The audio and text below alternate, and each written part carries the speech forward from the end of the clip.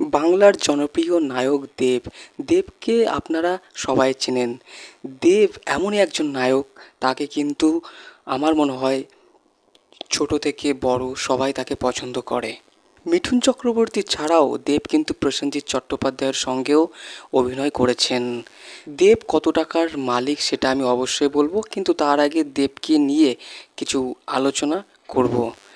দেব Shri Venkatesh films ও SK movies এবং সুরেন্দ্র ফিল্মসের ব্যানারে বেশ কিছু সিনেমা বানিয়েছেন।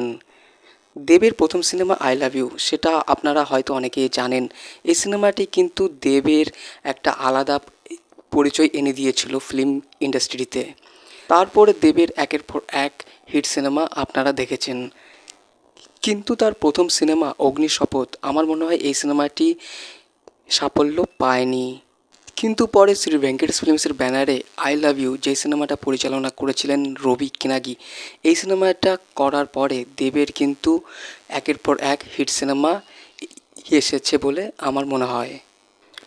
দেব এমনই একজন অ্যাক্টর, তার নাচ ভালো লাগে, তার অ্যাক্টিং ভালো লাগে, এমনকি তার অ্যাকশন দৃশ্যও কিন্তু বেশ ভালো লাগে।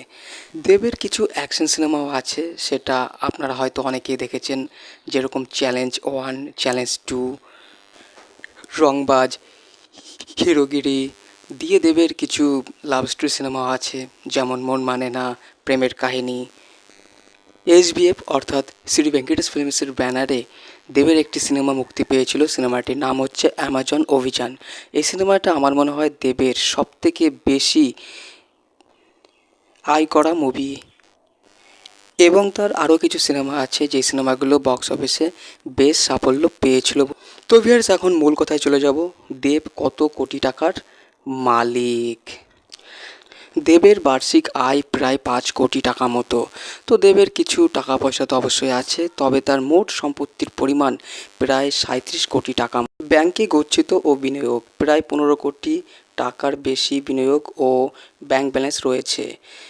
ফ্ল্যাট ও অন্যান্য সম্পত্তি, কলকাতার বুকে দামি বহুমূল্য ফ্ল্যাট এবং অন্যান্য স্থাবর সম্পত্তি রয়েছে।